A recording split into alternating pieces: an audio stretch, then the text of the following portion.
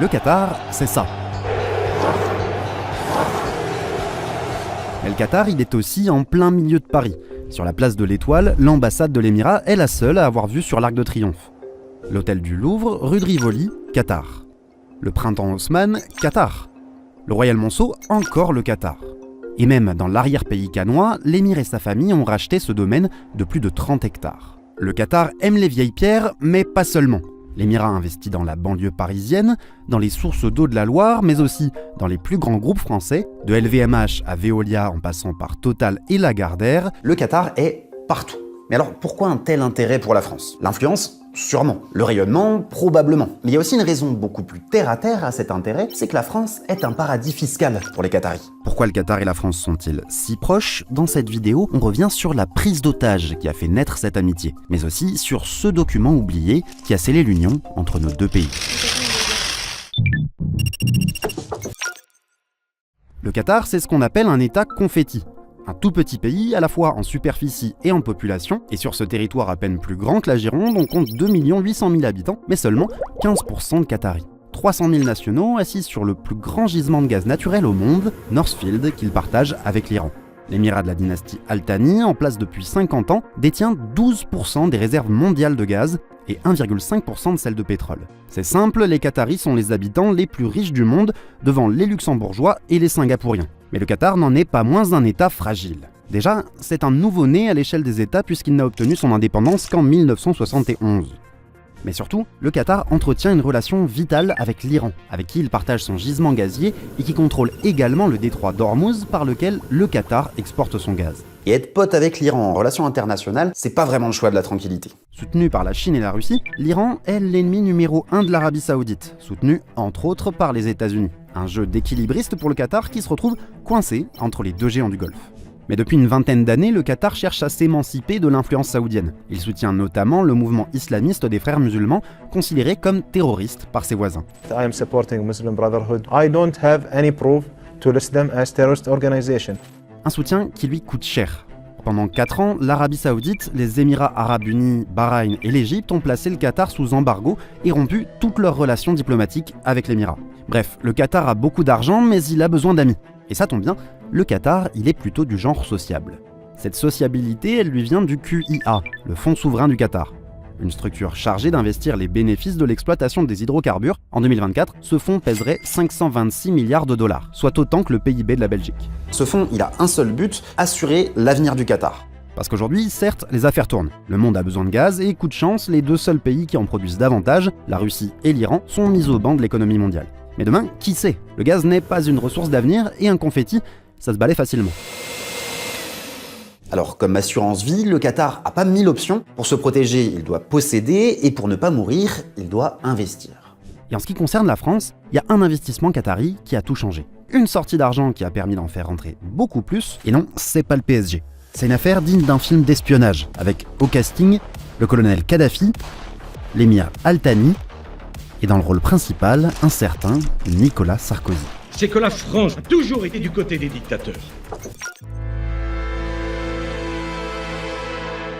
Christiana, Nassia, Valentina, Valia et Snejana sont 5 infirmières bulgares. Et en 1998, elles arrivent en Libye, à l'hôpital de Benghazi. Le régime du colonel Kadhafi manque de personnel qualifié et leur a promis un bon salaire.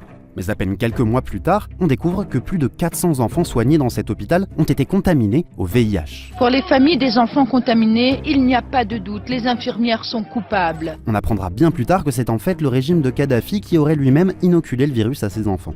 Emprisonnés, torturés, les 6 accusés passeront 8 ans en détention. Après 5 procès, l'ultime délibéré tombe, les 5 infirmières et le médecin incriminé sont condamnés à mort.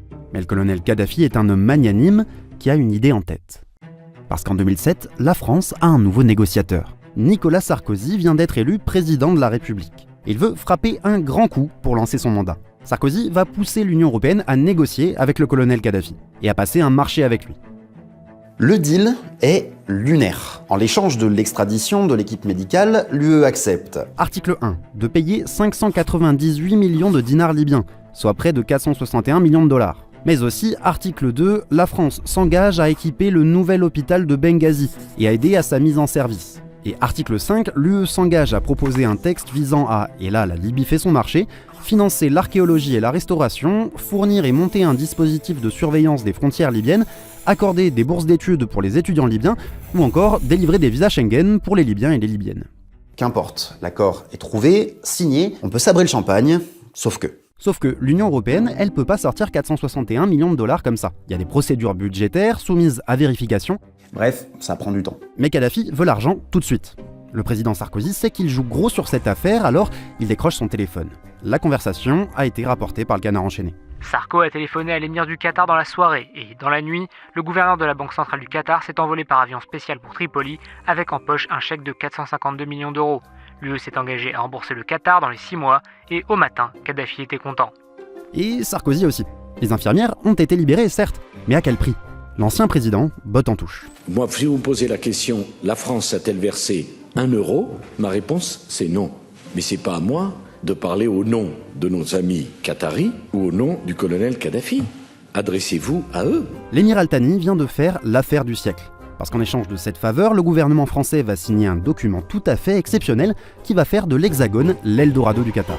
Un document qui transforme la France en un paradis fiscal pour les ressortissants qataris.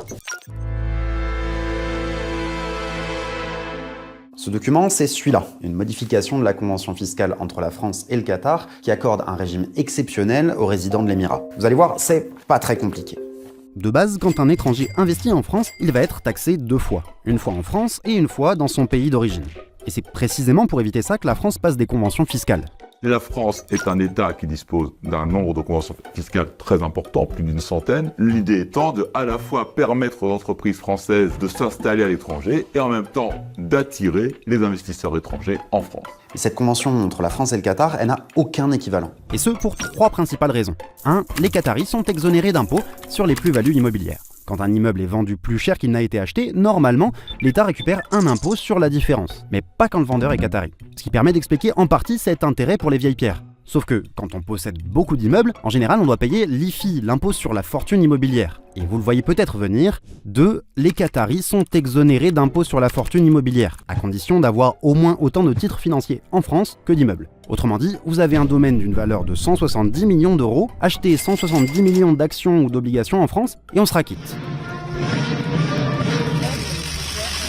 Ce qui permet d'expliquer que le Qatar monte au capital des grands groupes français. Et enfin, 3. La France ne peut pas faire de retenue à la source. Prenons des exemples très simples. La société qatari investit dans une société française. On l'a dit, il faut acheter des actions. La société française distribue les dividendes. Les dividendes partent au Qatar, il n'y a pas de retenue à la source. Ils arrivent au Qatar, ils ne sont pas imposés. Impôt payé, 0.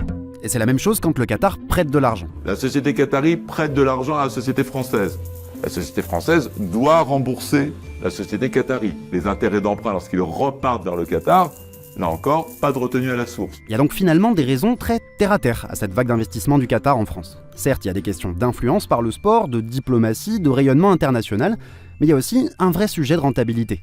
On se retrouve avec une convention dérogatoire rédigée à l'aveugle, c'est-à-dire que ceux qui rédigent n'ont pas forcément conscience des conséquences économiques. La question qu'on doit se poser après, c'est est-ce que ce calcul rapporte à l'État français ? C'est aussi bête que ça. Je n'en suis pas convaincu. En février dernier, le Qatar s'est engagé à investir 10 milliards d'euros en France d'ici 2030, au cours d'une visite d'État en grande pompe. Ok, mais sur ces 10 milliards, combien seront exonérés d'impôts ? Combien rapporteront réellement à la France ? Le souci, c'est qu'on ne sait pas. 15 ans après l'officialisation de cette fiscalité d'exception, on ne dispose toujours pas d'informations sur le manque à gagner que représentent ces avantages-là. En revanche, ce qu'on sait, c'est que depuis 2009 et l'entrée en vigueur de cet avenant, les investissements qataris en France ont été multipliés par 5. C'est que ça doit valoir le coup.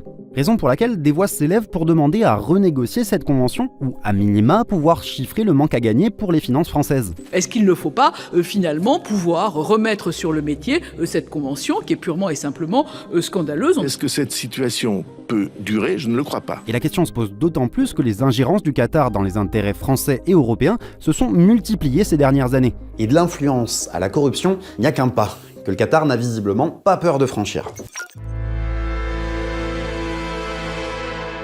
Dès que vous prononcez le mot Qatar devant un politique français, ça déclenche instantanément une sorte de mini-séisme. Elle, c'est Bérengère Bonte. Elle est journaliste et dans son livre La République française du Qatar, elle détaille toutes ces collusions entre la classe politique française et l'Émirat. Toute cette classe politique et tous ces parlementaires sont allés lors de forums où les Qataris ont le secret à Doha, qui consiste à vous inviter pour un week-end au Sheraton, avec la piscine, 3-4 jours, très agréable, qui en soi pose pas de problème, c'est pas illégal, hein, après tout. Le problème, c'est quand on revient, il faut être en capacité de se poser toujours les questions sur la fiscalité entre nos deux pays. Notre assemblée compte un groupe d'amitié parlementaire France-Qatar, ce qui manque pas de sel puisqu'il n'y a pas de parlement au Qatar, seul un conseil consultatif des décisions de l'émir. Parce qu'au fond, amis ou pas, le Qatar reste une monarchie absolue, où les partis politiques sont interdits et où les critiques des décisions de l'émir peuvent être condamnées à de la prison à vie. Un pays dans lequel plusieurs milliers de travailleurs migrants sont morts sur les chantiers de la Coupe du Monde 2022, attribués par influence politique directe des propres mots de l'ex-président de la FIFA, Sepp Blatter.